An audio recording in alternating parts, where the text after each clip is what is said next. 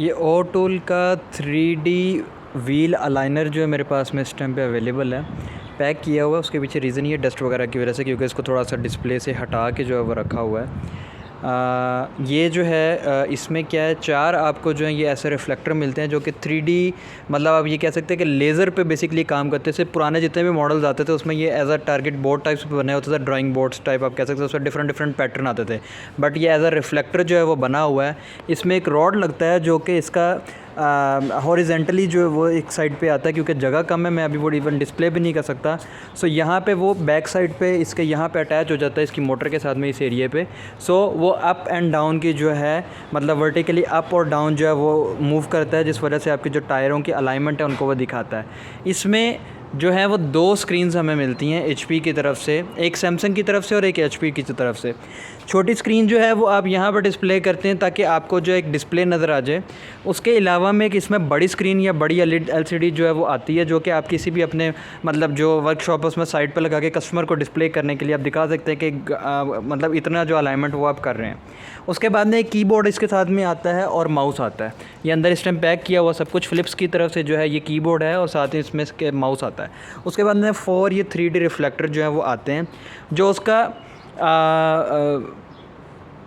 Horizontal access है, जो वो पॉइंट है उसके ऊपर लेज़र लगी हुई हैं 2, जो कि रिफ्लेक्ट करती हैं इन रिफ्लेक्टर्स में, और आपको वो बताती हैं कि इतना जो है आपने टायर्स को जो है टाइट करना है ताकि उनके जो अलाइनमेंट है वो इक्वल हो जाए। 2 रिफ्लेक्टर डेफिनेटली छोटे हैं जो फ्रंट के होते हैं, जो बैक साइड के रिफ्लेक्टर उनका साइज़ थोड़ा सा जो है वो बड़ा होता है। सो यहाँ पे हैंगिंग के लिए इसको प्रॉपर तरीके से जो है हैंगर्स जो हैं वो दिए गए हैं। उसके बाद में ये साथ में जो है आप कह सकते हैं कि एक बेल्ट टाइप से आती है, इलेक्ट्रिसिटी बेल्ट टाइप जो है वो, इलास्टिक बेल्ट इसको हम कहेंगे, हुक्स टाइप जो है ये आती हैं। बाकी यहाँ पे टाइट और अनटाइट करने के लिए टाइल्स के ऊपर जो है इसको दिया गया, और यहाँ से नीचे वाली साइड पे पूरा जो है यहाँ पे प्लास्टिक रबर जो है इसको दिया गया। सो डिस्प्ले के लिए जगह कम है, इस वजह से इसको जो थोड़ा सा डिसअसेंबल करके रखा हुआ है। बट ये वाला जो इसका मॉडल है ये ओ टूल ब्रांड की तरफ से आता है, XC506 या 507 और इस तरह का इसका एक मॉडल है, वो जो है ये बनता है। सो ये है ओ टूल का 3D व्हील अलाइनर जो व्हील्स को जो है अलाइन करता है। सो ये जो है अल-मुहंदिस पे अवेलेबल है। लोकेशन हमारी इंडस्ट्रियल एरिया 17 शारजा है। ये कैश ऑन डिलीवरी पे UAE में कहीं पे भी अवेलेबल है।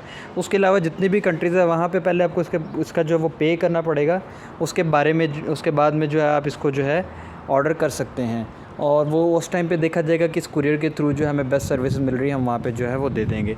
सो ये जो है अच्छी खासी जो है इसकी लेंथ है, और डेफ़िनेटली इसका जो आपका हॉरिजेंटल एक्सेस है उसको भी थोड़ी सी स्पेस चाहिए।